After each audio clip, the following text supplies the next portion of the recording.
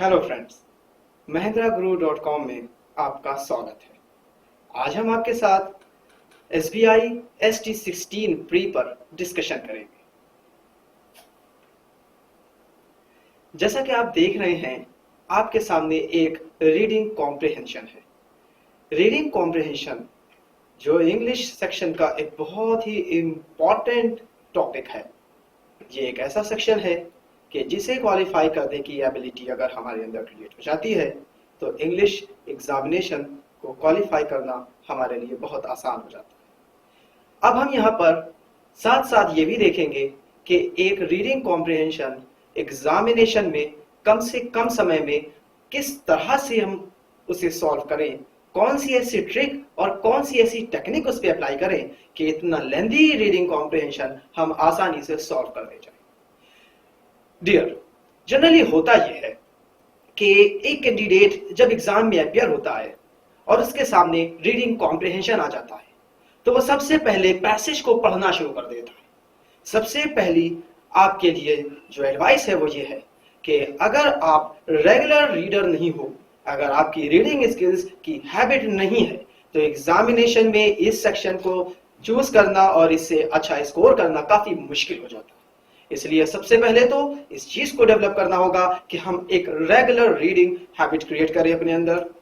उससे यह होगा कि पैसेज को पढ़ने में हमें कम से कम समय लगे। दूसरी बात कि जब हम पैसेज सॉल्व करने आए तो पैसेज सॉल्व करने के लिए डायरेक्ट पूरा पैसेज पढ़ लें, इससे कई गुना बेहतर चीज ये है कि हम पैसेज को छोड़ के डायरेक्ट क्वेश्चन आंसर्स पे चले जाएं। जी हाँ, क्योंकि पैसेज अगर आप एक पूरा पढ़ते हो तो पूरा पैसेज पढ़ने के बाद पूरा पैसेज आपको याद रह जाए, इसकी पॉसिबिलिटी बहुत कम होती है। लेकिन अगर आप इसी चीज को कंपेयर करो ले जाके क्वेश्चन से, तो आपके पास 10 या 15 क्वेश्चंस होंगे। जैसा कि आप जानते हो कि प्री में 10 नंबर का आरसी यानी रीडिंग कॉम्प्रिहेंशन आता है, और अगर बहुत ज्यादा लेंथी हुआ पीओ लेवल पे बात करें तो यही रीडिंग कॉम्प्रिहेंशन 15 मार्क्स पे आता है। अगर 10 मार्क्स का रीडिंग कॉम्प्रिहेंशन आया है तो उसमें आपके 10 मार्क्स के रीडिंग कॉम्प्रिहेंशन में आपको 6 सेंटेंसेस मिल सकते हैं, क्योंकि 4 क्वेश्चंस आपके एंटोनिम्स और सिनोनिम्स वोकैबुलरी पर बेस्ड होते हैं। तो आपके पास 6 क्वेश्चंस ऐसे होंगे जिनके आपको आंसर्स चाहिए होंगे। तो अब उन 6 क्वेश्चंस में 6 स्टेटमेंट्स होंगे और उन 6 स्टेटमेंट्स में कहीं ना कहीं वो हिंट जरूर होगी कि जिसके बारे में क्वेश्चन किया गया है। तो अब अगर आप इस चीज की तुलना करेंगे इस पैसेज से और उन क्वेश्चन से, तो आप खुद सोचिए कि एक पूरा पैसेज पढ़कर याद रखना आसान होगा या क्वेश्चंस कि जिसमें आपको 6 स्टेटमेंट मिलेंगे और उन 6 स्टेटमेंट में भी कुछ क्लूज, कुछ हिंट हैं जो आपको याद रखना। इसलिए बेहतर तरीका यह है कॉम्प्रिहेंशन को सॉल्व करने का कि रीडिंग कॉम्प्रिहेंशन को सॉल्व करने के लिए सबसे पहले आप क्वेश्चन आंसर्स पर चले आए और वहां से मिलने वाले हिंट्स के बेसिस पर अपने पैसेज को अच्छे से स्कैन करें। चलिए अब हम आगे बढ़ते हैं, और जैसा कि हमने अभी यहाँ पर चीजों को देखा और सीखा, उसके अकॉर्डिंग हम चीजों को लेकर आगे जाते हैं।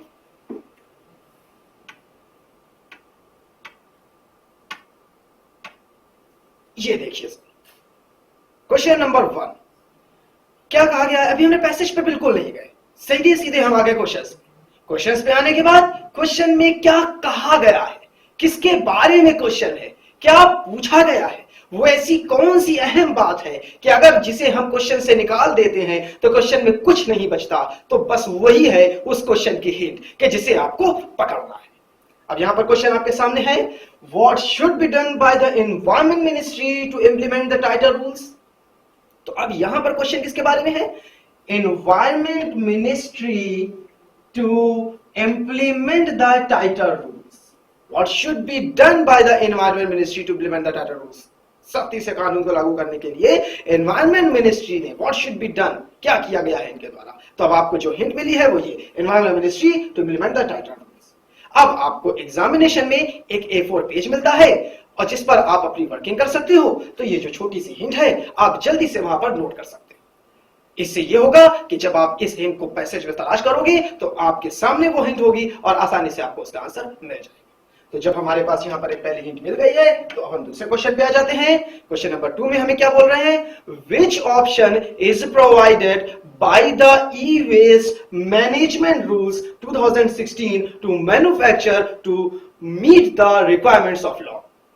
क्या कह रहे हैं कि इनमें से कौन सा ऑप्शन है जो ई वेस्ट मैनेजमेंट रूल्स 2016 के जरिए दिया गया है। तो इसमें जो आपको हिंट मिलेगी, provided by the e-waste management rules 2016 to manufacture. अच्छा, अब यहां पर एक चीज देखिए, हमारे वो क्वेश्चंस के जिनमें कोई न्यूमरल वर्ड यूज होता है, कोई न्यूमरल में दिया गया शब्द का इस्तेमाल होता है, जैसे ये है आपकी न्यूमेरिक वैल्यू 2016 है, तो इसे पैसेज में ढूंढ पाना और इसे सॉल्व कर पाना ज्यादा आसान होता है, क्योंकि पैसेज कितना भी लेंदी हो, कितने भी उसमें वर्ड्स हो, लेकिन अगर उसमें कोई नंबर गिवन है तो वो अलग से हाईलाइट होता है। इसलिए अगर कहीं कोई वैल्यू दी गई है तो उसके बेसिस पर जो क्वेश्चन पूछा गया है उसे सॉल्व करना आपके लिए ज्यादा आसान हो जाएगा।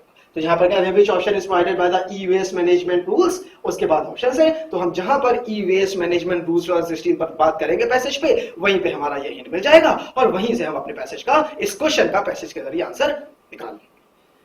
चलिए फिर आगे बढ़ते हैं। टाइटल ऑफ द पैसेज, ये एक ऐसा क्वेश्चन है कि जो आप उस कंडीशन में आके अटेम्प्ट करोगे कि जब आपने अपने बाकी के क्वेश्चंस के हिंट्स को सॉल्व करते हुए पैसेज को इतने अच्छे से पढ़ लिया हो कि आप समझ सकते हो कि पैसेज का टाइटल क्या हो सकता है। वरना ये एक ऐसा क्वेश्चन है कि जो टाइम टेकेड क्वेश्चन है, क्योंकि किसी भी पैसेज का टाइटल आप तभी बता सकते हो कि जब आपने उस पैसेज पे अच्छे से दिमाग लगाया हो और बहुत डिटेल में उसे जाकर पढ़ा हो। इसलिए ये एक ऐसा क्वेश्चन है कि जो सॉल्व तो हो जाएगा, लेकिन सॉल्व होने के लिए आपसे ज्यादा समय